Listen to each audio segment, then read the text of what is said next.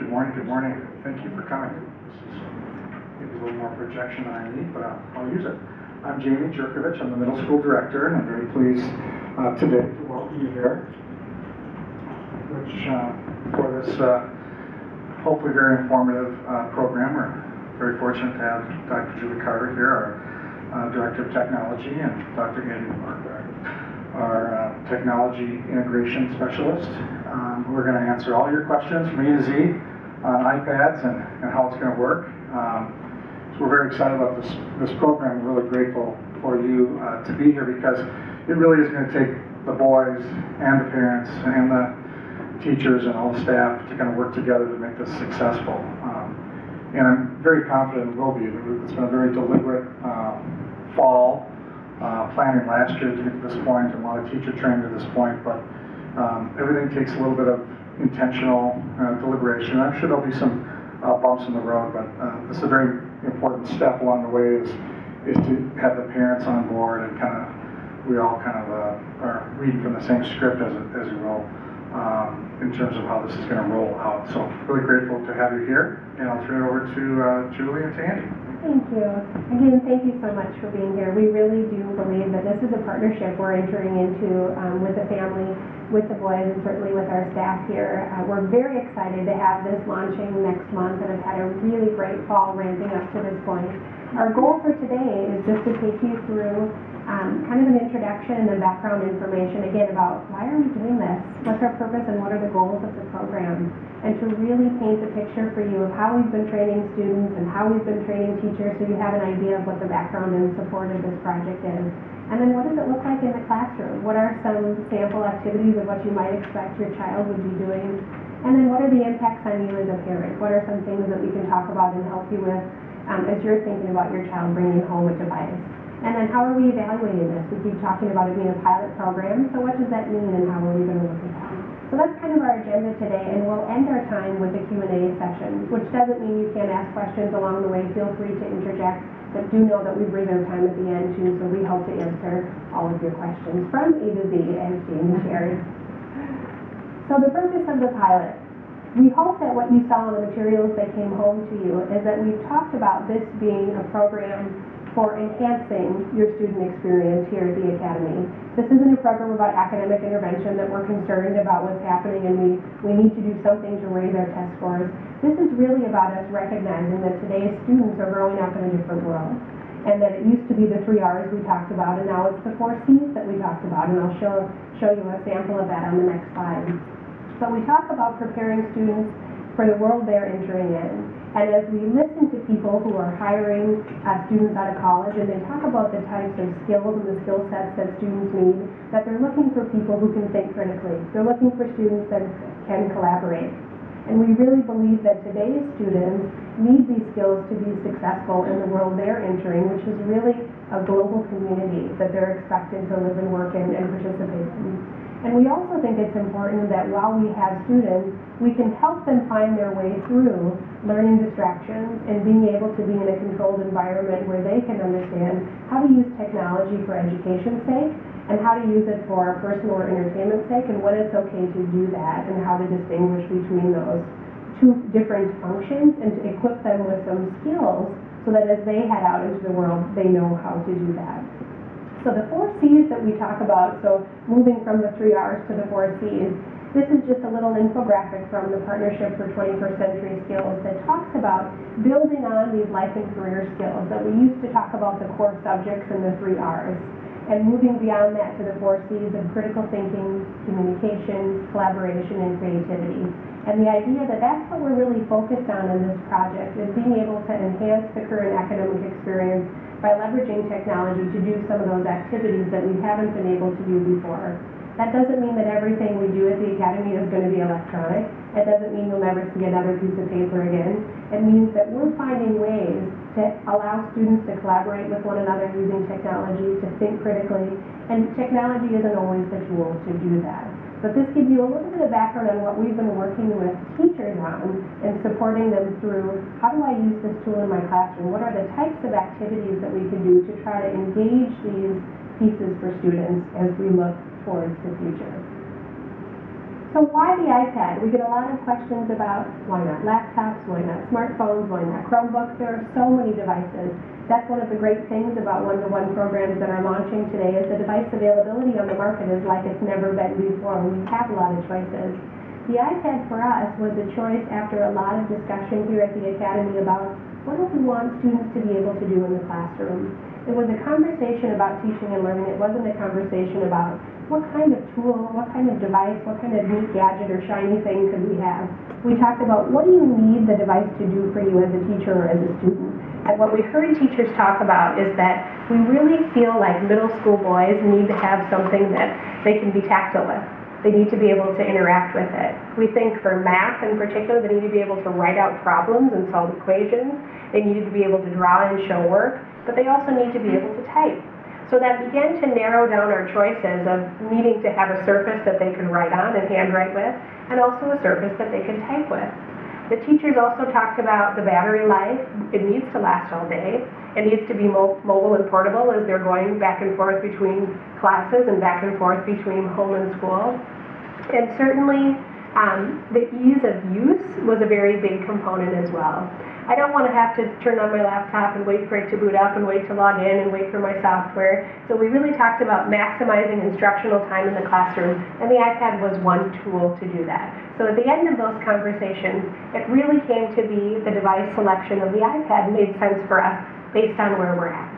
So a part of that pilot process is really deciphering, does this continue to be the right choice? As we talk about what comes next, what's ahead for the pilot, which we'll do towards the end of the presentation, does the iPad continue to be a good choice? Or is that a good middle school choice? And a good high school choice is something different. So those are all things that we're looking at and talking about. We do encourage students, if it works well for them, to use a stylus if they can bring one from home, or they can buy them here at the STA bookstore for very inexpensively, and a pair of earbuds. In the world language classes, there'll be activities and things that students will have that they'll want to do some listening with. But those are two pretty personal choices that we didn't want to give students those items because students like to make different device choices based on how they like to write or how they like to listen. And a lot of students have those items and can obtain them fairly inexpensively if you don't. So what does this look like? How are we preparing our teachers to ramp up for this? Dr. Mork is our technology integrationist, and he and I have spent a great deal of time with teachers along with the rest of the media technology staff, really queuing up teachers to understand the impact of this in the classroom. So I'm going to turn it over to Andy, and he's going to share about this piece of the project. Well, I just wanted to say, you know, one of the things that you probably chose the Academy for is the strong academics, and Julie touched on that at the beginning of the schools not failing. Students we don't have huge numbers not getting into college. It's already got high-level academics, so we were looking for ways to enhance. And so part of that is you think about what teachers need. We never wanted teachers to get the message that we were expecting them to replace their entire curriculum with the iPad and that everything needed to be done through the iPad in January. So, but it's kind of a gradual process, and in many schools, the process of technology integration happens over a period of years, three to 5 years before things are fully implemented. So as we started with teachers, you know, it's kind of that process of, doesn't have to be scary, this is things that can happen gradually.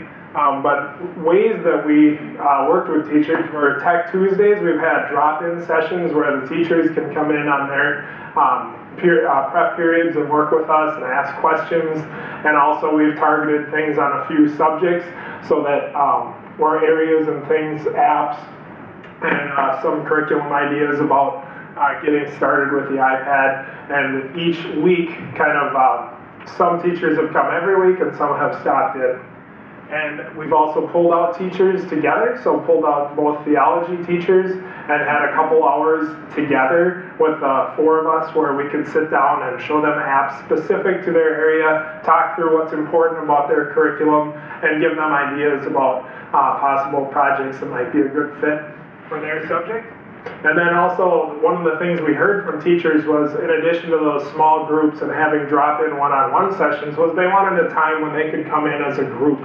The middle school group of teachers is pretty tight. Jamie can attest to that. They communicate a lot, they eat lunch together, and so they wanted some opportunities to learn together. So we also found a way to work with that and did a couple very hands-on things where showing teachers how to use Google Drive applications together and kind of combining things on the possibilities for the classroom. Oh, and the other thing I was going to mention with that was we collectively as a media technology department put in and with teachers over 200 hours collectively with teachers. Some teachers have come in for up to 9 hours of training between the Tech Tuesdays and those paired sessions, but everyone's had at least 3 hours since August. For students, we wanted them to be prepared also. So for December, we focused on kind of what do you need to know? What's important? If we're talking about this device being here and doing more things online and operating within our network, what changes when you go home? And what things do you still need to be thinking about? And keeping in mind that it's an academic a tool for academic purposes, but still not to shy away from, there may be instances when things like cyberbullying arise or the importance of making good online choices and what a digital footprint is. Essentially, a digital footprint, and it mentions that in that handout, is if you Google your name, what comes up? What photos come up? Who are you connected to? Where does your image or your name appear where other people have mentioned it online? And so talking through those sessions, and we've had some interesting moments with the 8th and 7th grade boys. You know, the issue of online flirting in chat rooms come up, and we get a lot of giggling and things like that. And realizing that those are conversations that we want them to be comfortable with if they need to talk about with somebody at school, but also knowing that, of course, you're their parents and they need to be comfortable mentioning and talking through any issues that come up with those things with you as well.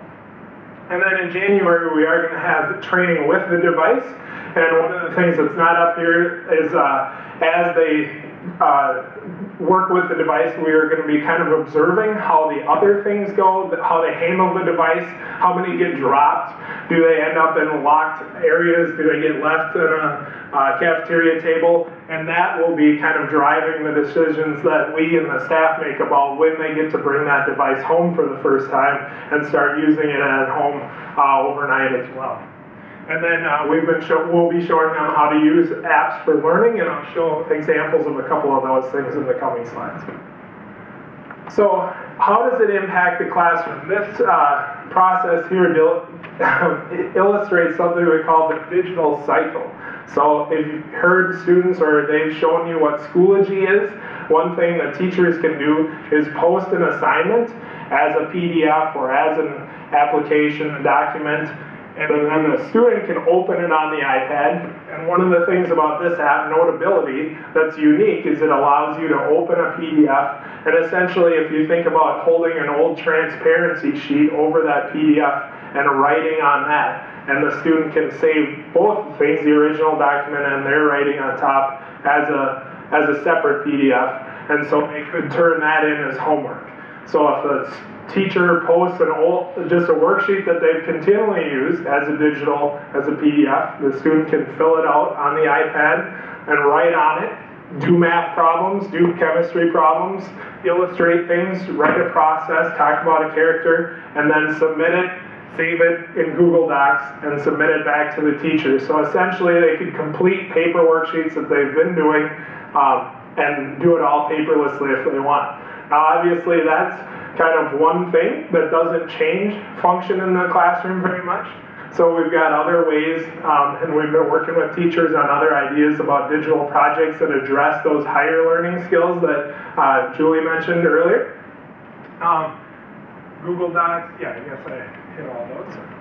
So we wanted to give a couple examples of what some of those higher level thinking skills may be. Higher level thinking means addressing, analyzing, combining, creating new things, comparing and contrasting. And so one illustration of that is we've been talking about foreign language or science about when they need to illustrate vocabulary, either in English of specific content area terms or in a foreign language, and taking a picture of something that's familiar to them, their room, a backyard, and then labeling the parts that they understand. Or for science, it might involve going to the stream or the lake And when they use that for ecology and demonstrating their understanding of where things are and saving that and submitting that for an assignment. And again, this is another example, and these are not specific things that might be done, but one of the activities that we've done with teachers is just trying to get them thinking about possibilities, because sometimes it's intimidating just to think, okay, what do I need to create new things, and showing what other teachers have done and what other students use to demonstrate their learning.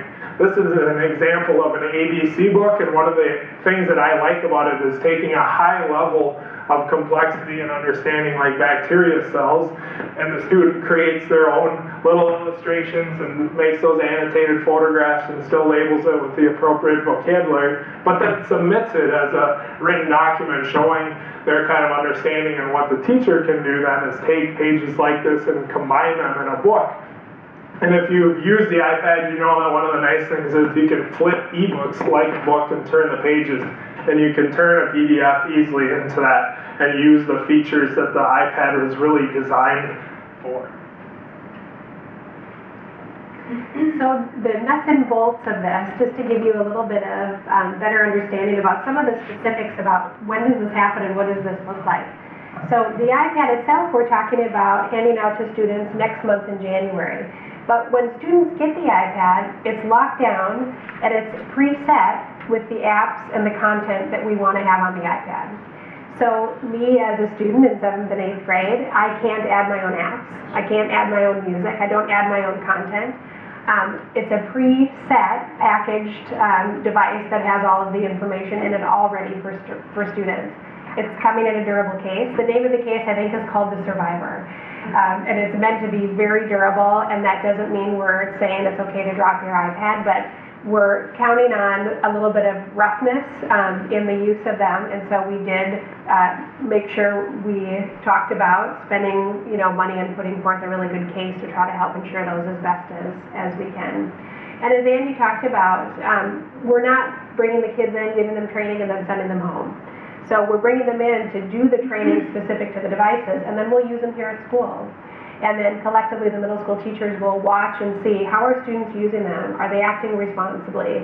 Are they reminding each other and making sure that they're being appropriate? And we got this idea from another school who had done it and said, the idea of setting that expectation that until you can demonstrate responsibility, you can't take these home, was a perfect way to set the tone for the project and to really have kids be on top of each other. Don't leave that lying in the cafeteria. Make sure you do this. And they were really on each other because it's a big deal for them to be able to take it home. So it really kind of set that culture off in a really nice step. So we're going to try that. And so that may mean the devices come home in January. It may mean February. Let's hope it doesn't mean March. But as soon as we know those details, that's one of the things, of course, we'll keep you informed about as parents. We won't want to say all of a sudden, today's the day they're going home, and then you find out about it when they come home. So we'll make sure, as a part of our communicating with you, that we inform you of when that decision has been made and what that looks like.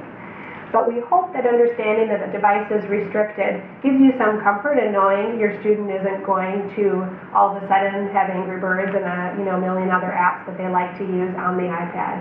It is preset with the content. That doesn't mean that there is no technical way for students to figure out how to get some of those other things on. We're very realistic in understanding that there are ways around and circumventing, the processes that we have in place. But that's why we have an agreement for students to sign. That's why we're having all these conversations with students about the acceptable use policy that they've already signed to be a student at the academy, that doing one of those things violates those policies, and so that's when we would enact our regular discipline policies that we have and have those conversations. So we recognize that the reality is there are always ways around things, but we think we've put the parameters in place that students understand what's expected of them. So the impacts for you as a parent, when your child is able to take the device home when we start doing this, what does that mean? I think it's fair to assume that there's some level of anxiety on parents' part in the sense that my teen now has this device, even though they most likely have a smartphone or access to a computer or something else at home. Now they've got this device with the World Wide Web at their fingertips. And so even though at the Academy we have a filtering system in place, to be compliant with the Children's Internet Protection Act, so there's certain content that students can view online here at school, but at home you may not have that. And so one of the things we really want to encourage parents to do is to think about that. If you don't have a filter on your home network, there are a lot of free products to do that. One in particular is called OpenDNS. There's other products like K9 Web Protection, Safe Eyes, and those are products that you can download that allow you as a parent to set the ability of what you want your child to see on the internet. Now we know that new sites are created every day and it's never possible to contain every possible thing on the internet, but there's some easy ways to try to put some parameters in place. And some of the tips I've heard parents talk about in other one-to-one programs that they've had good success with is any of these filtering systems that you pick, they have options for you to select time of day. So as an example, perhaps in my house at 9 o'clock, YouTube shuts off, Facebook shuts off, whatever the parameters are that you set, you can control that in your home environment.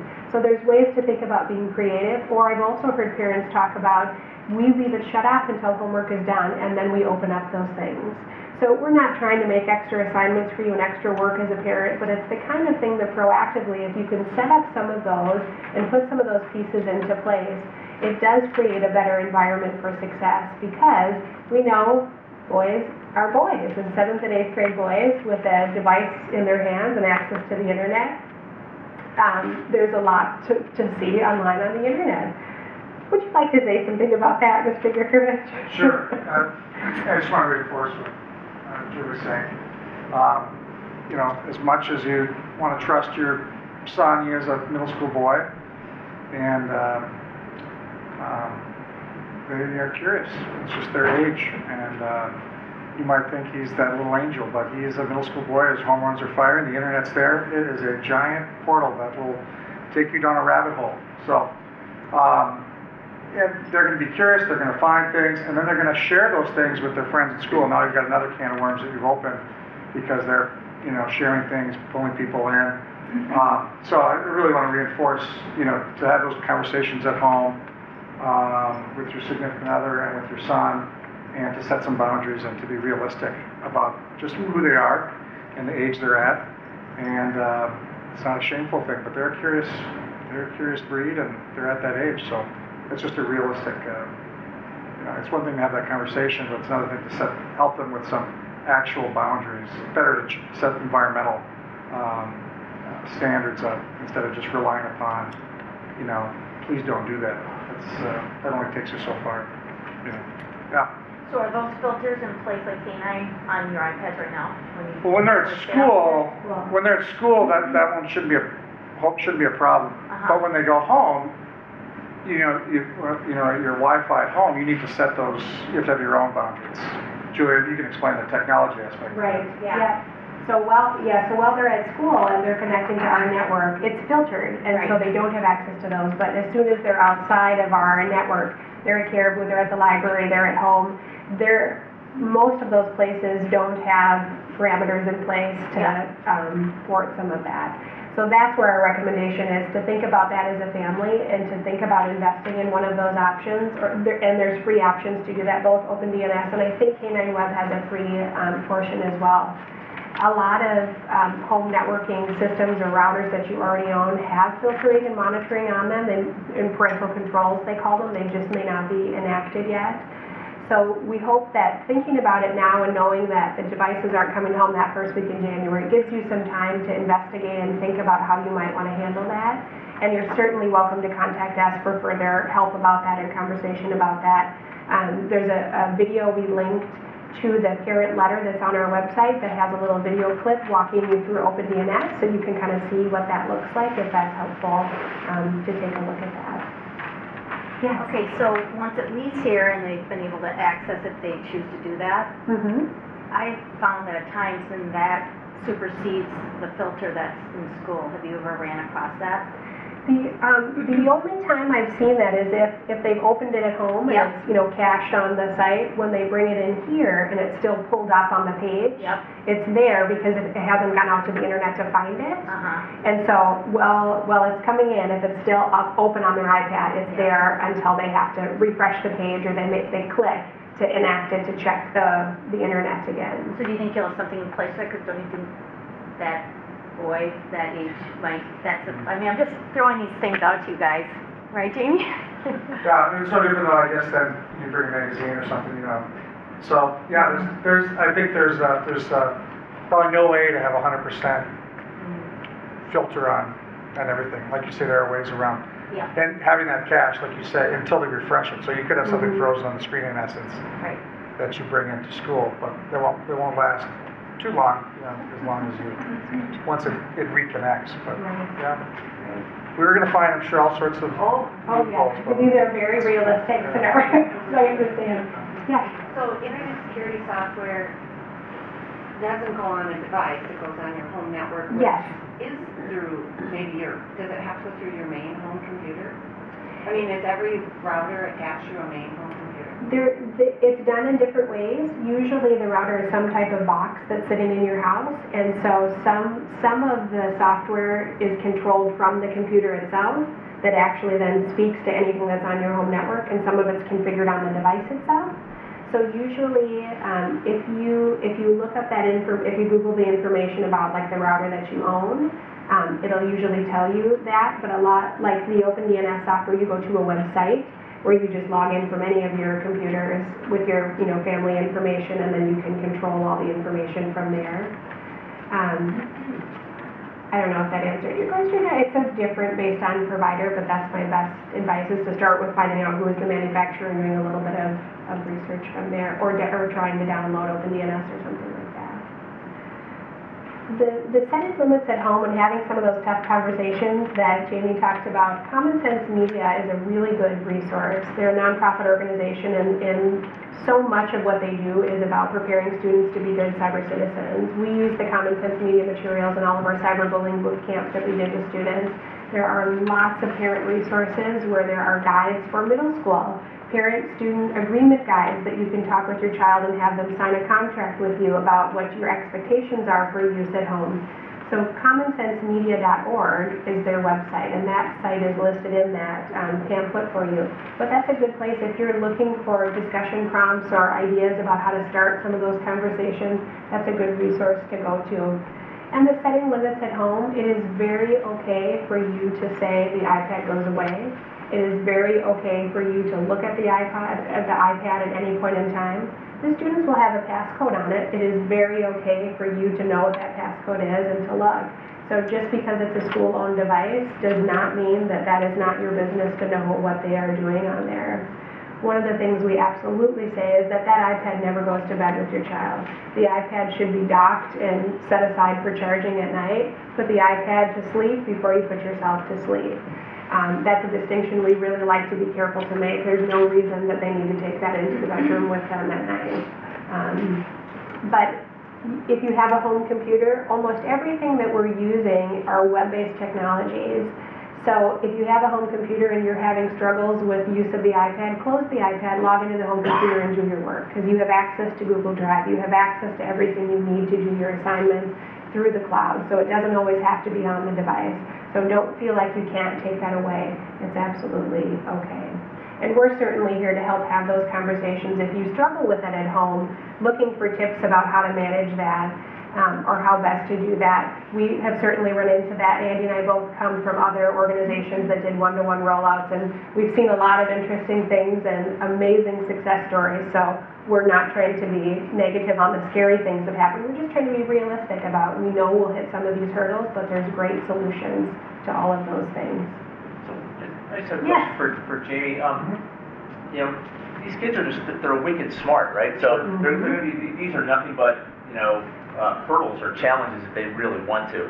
So one of the reasons that our boys are here is because of, the belief that we have in the sort of the moral and ethical foundation, which is reinforced every day in hundreds of other ways. How you treat each other, how you treat your teachers, how you resolve conflict, things you should be doing, you shouldn't be doing. How much time is going to be spent on that in relationship to this? Is it sort of a one-time deal, hey, don't do this with it? Or how much have you thought about how that needs to be a constantly, like for other things, right? It needs to be a constantly reinforced type of piece, because, tell you what, if my son wanted to, he'd be around that stuff in a heartbeat, right? Well, a lot of the boys already, iPhones and iPods and laptops and desktops. Really, this is not that new for a lot of the boys. This is just, now they've got, this is their school, iPad. For some, maybe it is newer than others, but for a lot of, it's not that new. The cyber boot camp they've been running is great. They have these 3 classes, and they rotate, both sort of more on the victim side and then more on the, you being potentially harassing other people's side and being aware of their digital footprint. I think these will be ongoing, conversations.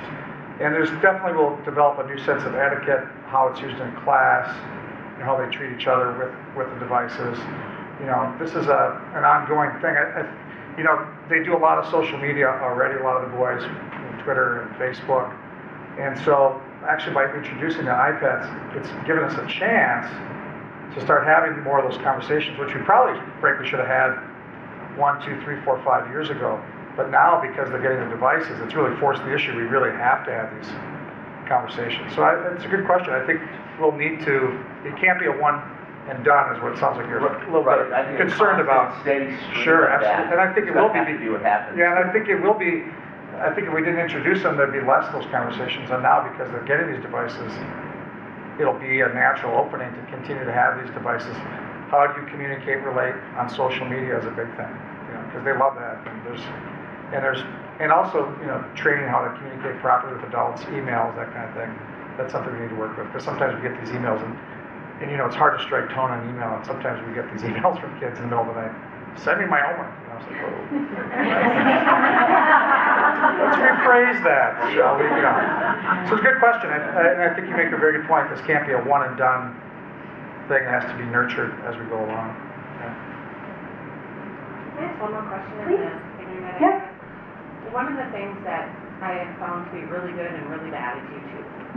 So when you do filtering, can you allow YouTube that filter YouTube content? It's either all or nothing? Correct. Okay. Yep, it is. And that's where I've seen people do the time of day that will have it open during the time of day that I know as a parent I can kind of monitor what you're doing, and then it's off at 8 or off at 9 or whatever it is, so you're not in your bedroom watching YouTube. But that is one of the difficult things, that you can't section out portions of it. So evaluation of the pilot, one of the things we're really fortunate is that Father John Pilichinsky is our resident data expert and does a lot of data analysis here at the Academy and has been working with us on, so we're calling it a pilot, so how do we measure this and how do we evaluate to make good decisions about the future? And one of the things that we've been talking about, that this isn't about a checklist. This isn't about, did you use your iPad 5 times this week? This is really about, what are we doing with it? And so he's helping us to look at how do we create our pre-test and post-test surveys to really have some valid statistical data points that we can actually talk about. Where do we see the needle moving, and how are we seeing students climb through into the 21st century skills? And having teachers and students do some reflection and journaling work about not just how frequently they're using and what they're using, but what are they using it for? How are they collaborating? What types of projects? And actually tracking those pieces. So at the end of the pilot, we can talk about, here's the trends that we saw, here's where we saw increased use. This doesn't mean we're not paying attention to the academics of the work, but again, because this isn't a project about academic intervention, we're not saying we're going to have everybody getting A's at the end of this project. That's not our goal, and certainly not best practice. We're paying attention to those pieces because we don't want to see slips in those things, but we're focused on increasing those 21st century skills. What does that look like? What kind of projects are they doing? So we anticipate doing a pre-test with students in January, February timeframe, another one midway through the pilot, and one at the end of the year. So we've got 3 data points from our teachers and students to really look at that growth, or look at where there's gaps to figure out if we have to retool some of our training or if we need to make mid-course adjustments. Because of course, what we really want to do is figure out which road are we taking as we move forward. We know this is a pilot, but we believe that this is the right direction. The question becomes, is this the right direction for next year? These 8th grade students who are really retooling their teaching and learning in this digital environment, and they go to 9th grade, what happens? We don't want to go back to doing teaching and learning a different way once they've kind of melded their learning style into that. So what does 9th grade look like? At the high school level, does the iPad continue to make sense as a device choice, or what does that look like? So those are unanswered questions for us right now. And it's hard to say, well, we don't know what's going to happen next year, but I think what's really true about that is we're being really honest that the feedback from the pilot matters, because we'll use that to make decisions about next year at this point. So with that, we absolutely want to answer questions and answers that you have, or touch on points that we didn't bring up in the presentation. There's a lot of great information in your pamphlet. I know we've already sent you information. We don't mean to inundate. We're trying to over-communicate a little bit in the sense of putting the information out there for those that want to know more. But what can we answer for you? Yes. I have 2 questions. Yes. Have you considered putting a GPS in the unit so you know that they're still at school, they're not really lost, you can find them here, or they're traveling down 94? Yes. And then the other question is, as part of your metrics or your success rate on this, have you thought about, is there any kind of textbook replacement, or with the pounds and pounds of the books? Yes. Yes. Very good. To the first question, the Find My iPhone feature is one of the things that'll be inactivated, so that if there is one lost, we can locate it as long as it's connected to Wi-Fi somewhere. Okay. That's how that piece of it works. So we'll be able to track and be able to find those. The second piece of it, certainly our goal over the long term and where we believe the future of this is going, is that we'll have digital materials for adoption. What that doesn't mean is that in January there's no more textbooks. And so as we base our curriculum adoption cycles and as departments review their curriculum, what they're looking at are digital components. And what's so great about digital tools is that you can pull resources from different places, and that today's textbook looks very different. It's not the traditional, paper book, but you might have content from one site here, content from another site here. So as a part of looking forward, those adoptions will be digital pieces.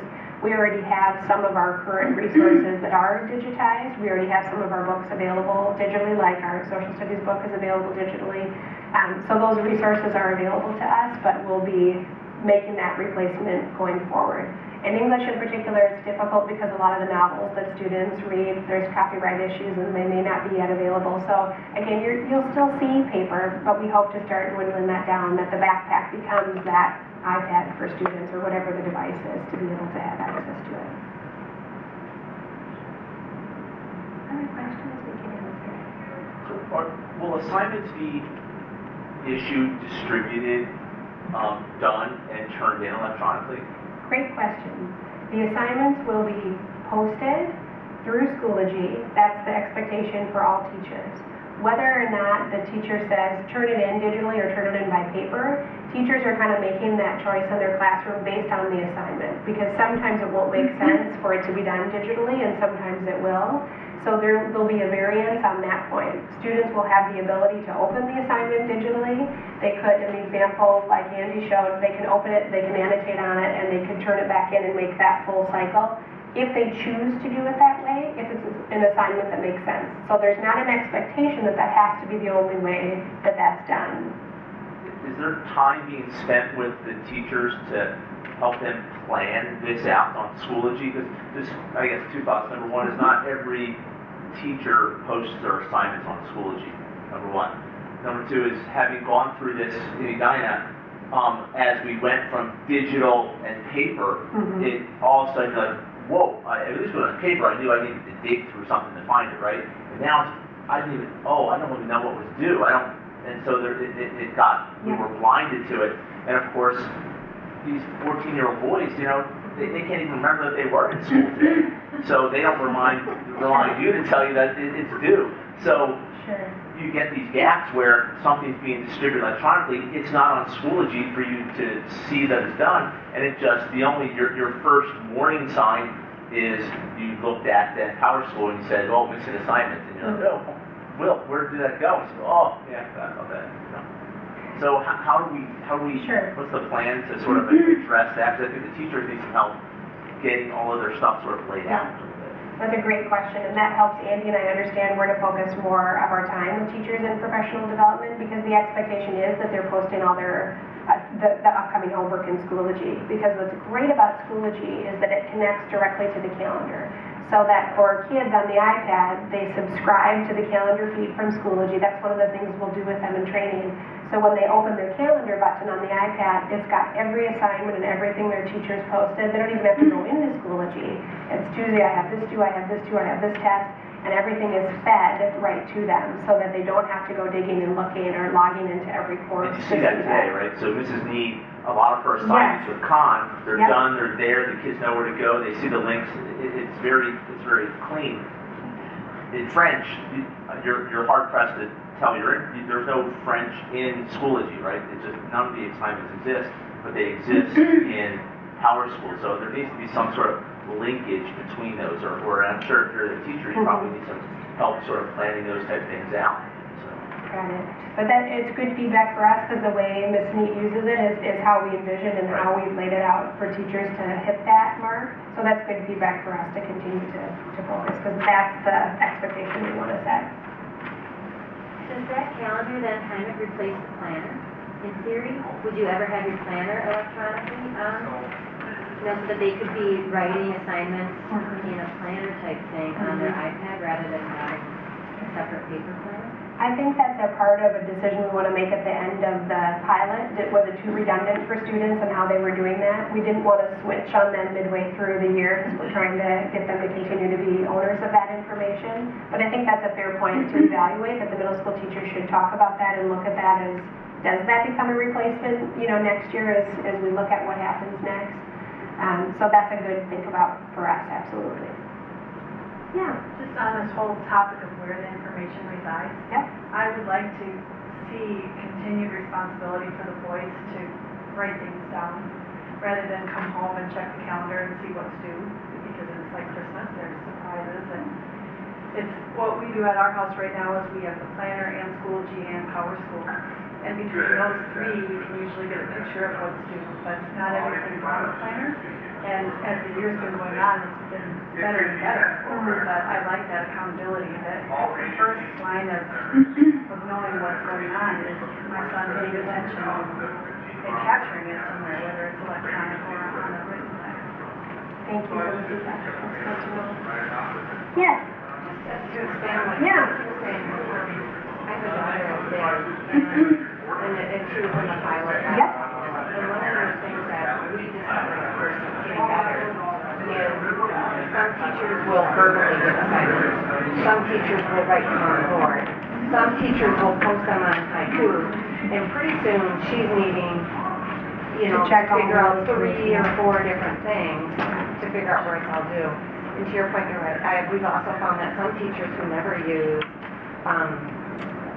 Schoology, they will sometimes queue up what's going to be due, and so if you look at their assignments that have been prospectively entered but not graded, then you can get an idea of what's due in those classes. It really is quite challenging to navigate. And then when some teachers will even post their Schoology assignments, they won't say if they're diverging from, for instance, math. Are they diverging from the book directions? Why not just take that extra millisecond and actually say you're diverging from instructions, because we've been burned on that one, like if you have a child that's out absent or something, are you diverging from book instructions, and what do you need to do? So have it be a complete resource, not partial. Yep. This is really helpful because I think that gives us some talking points for the middle school teachers. Yeah, I think the teachers need as much help sometimes as the students, right? Because this is, they could look at this as an additional burden on them when it doesn't have to be. Yeah, I think on the same page. Schoology, we've got through quite a bit of transition in recent years. Schoology is brand new. This fall, we had Moodle before. There was a little clunkier. That wasn't required. I particularly wasn't thrilled with it. But we've had Power School. So you've got Power School. You're right, absolutely right. We're faced with the same thing as trying to get everyone kind of lined up. You have preferences, right? You have preferences for old school planner, and the more seat time you have, you're in class, the teacher's giving those directions. It's hard to replace just plain taking responsibility in class for writing your plan. But then you get the teacher filling out Power School, and got the expectation to fill out Schoology, and I hear you. It's something we need to get better at, because it's challenging for the boys, it's challenging for the students, it's challenging for the teachers. I'm with you. And then you throw in that sometimes your Wi-Fi goes down. Well, that's right. That's reality. That happens at our house. All of a sudden it's like, guys, did you write it down? Well, that's absolutely one of the reasons to have that paper back in the planner. Yeah. I mean, ideally it'd all be in one mobile place, but even that you can't rely upon, so. Any last questions? I know I heard that they're dismissing, so I don't want to hold you captive. Thank you so much for being here. Feel free to contact us with questions at any time.